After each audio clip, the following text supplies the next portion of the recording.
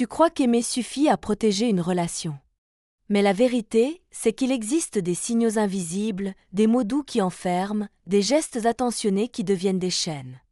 Beaucoup de femmes tombent dans ce piège sans même s'en rendre compte, croyant être aimées alors qu'elles sont peu à peu contrôlées. Le danger n'est pas toujours criant, il est subtil, dissimulé derrière un masque d'amour. Et si tu ne l'identifies pas à temps, il peut te voler bien plus que ton cœur. Au début, rien ne semble grave. Ce sont de petits gestes, de petites phrases qui passent presque inaperçues. Un commentaire sur ton apparence, une remarque subtile sur tes fréquentations, une jalousie déguisée en compliment. Tu te dis qu'il fait ça parce qu'il tient à toi. Tu minimises, tu excuses, tu normalises. Mais une femme ressent souvent avant de comprendre.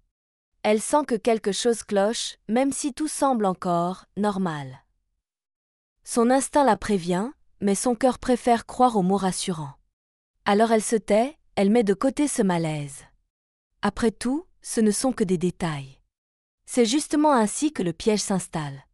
Les petits signaux s'accumulent, un regard qui juge, une réaction excessive, une exigence déguisée en attention. Et toi, tu commences à modifier ton comportement. Tu choisis tes mots avec prudence, tu fais attention à ce que tu partages, tu t'adaptes à ses humeurs. Ce sont ces premiers signes, ceux qu'on balaie trop vite, qui ouvrent la porte à une emprise plus profonde. Car si tu les ignores, ils deviennent la norme.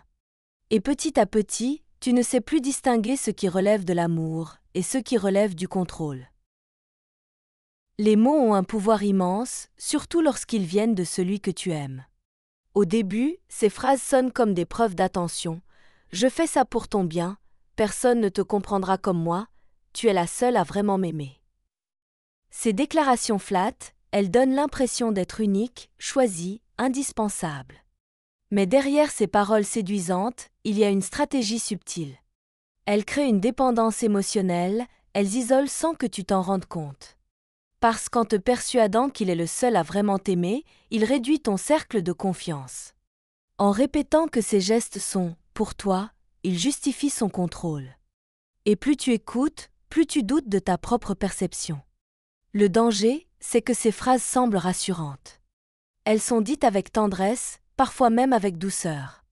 Mais elles sèment une graine, la conviction que sans lui, tu n'es rien. Que tu ne trouveras jamais mieux. Que ton bonheur dépend uniquement de son regard. Les mots peuvent construire, mais ils peuvent aussi enfermer. Et quand une femme commence à croire plus à ses paroles qu'à son propre instinct, elle se retrouve déjà piégée. Car l'amour n'a pas besoin de chaînes pour exister. Les promesses d'un homme qui enferme ne sont jamais des preuves d'amour, mais des armes déguisées. Au début, son attention ressemble à de la tendresse. Il veut savoir où tu es, avec qui, ce que tu fais. Il t'écrit souvent, il demande des nouvelles, il s'inquiète si tu ne réponds pas. Tu te dis qu'il t'aime vraiment, qu'il prend soin de toi. Mais peu à peu, cette attention change de nature. Elle n'est plus douceur, elle devient exigence. Tu réalises que chaque réponse est scrutée, que chaque retard est reproché.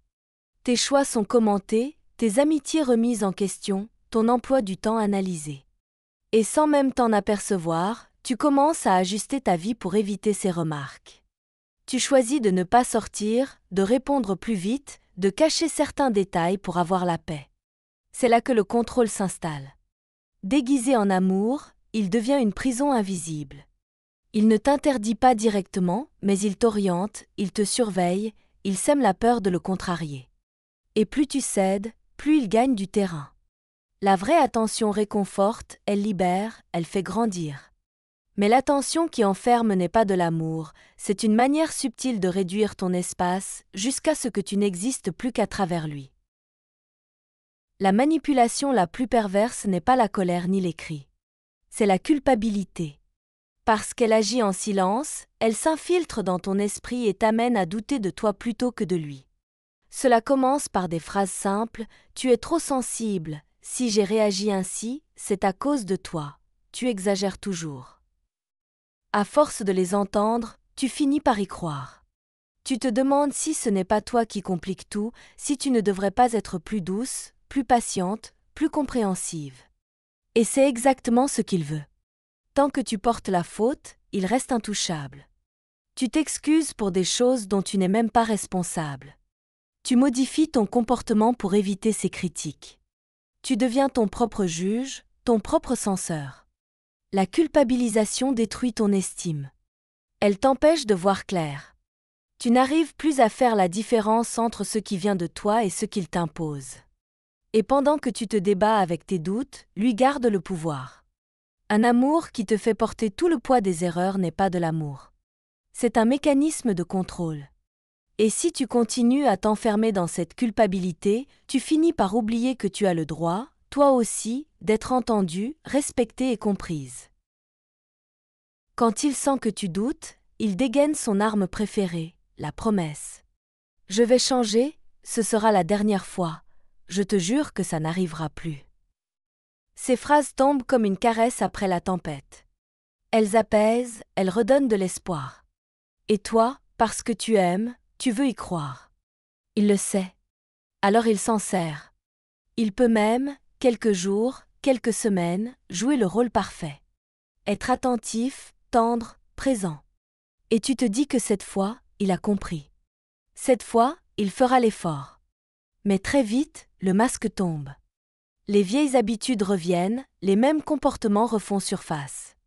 Et toi, tu te retrouves encore une fois dans ce cycle épuisant. Blessures, excuses, réconciliation, rechute. Ces promesses ne sont pas des engagements. Elles sont des stratégies pour te retenir, pour gagner du temps, pour empêcher ton départ. Elles ne sont pas faites pour être tenues, mais pour être répétées. Et plus tu restes, plus elles perdent de sens. Parce qu'un homme qui tient vraiment à toi n'a pas besoin de promettre 1000 fois, il agit. L'amour n'a pas besoin de serments répétés. Il se prouve. Et si ces promesses sont son seul langage, alors tu sais déjà qu'elles ne mèneront nulle part. Au départ, ton attachement est sincère. Tu l'aimes, tu veux croire en lui, tu espères qu'il saura te donner ce que tu donnes toi-même. Mais au fil du temps, cet attachement se transforme.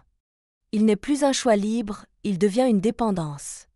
Tu ne restes plus parce que tu es heureuse, mais parce que tu as peur. Peur de le perdre, peur d'être seule, peur de regretter. Cette peur, il l'entretient habilement. Il répète que tu n'es rien sans lui, que personne ne t'aimera autant, que tu ne trouveras jamais mieux. Ces phrases s'impriment dans ton esprit jusqu'à ce que tu doutes de ta propre valeur. Et plus tu doutes, plus tu restes. Alors, tu changes. Tu modifies ton comportement pour éviter ses colères, tu acceptes ses silences, tu pardonnes ses excès. Tu fais tout pour préserver le peu de stabilité qu'il t'accorde. Et dans ce processus, tu t'oublies. Tes besoins passent au second plan, ta voix s'efface, ton identité se dilue. La dépendance émotionnelle n'a pas de barreaux visibles, mais elle enferme autant qu'une prison.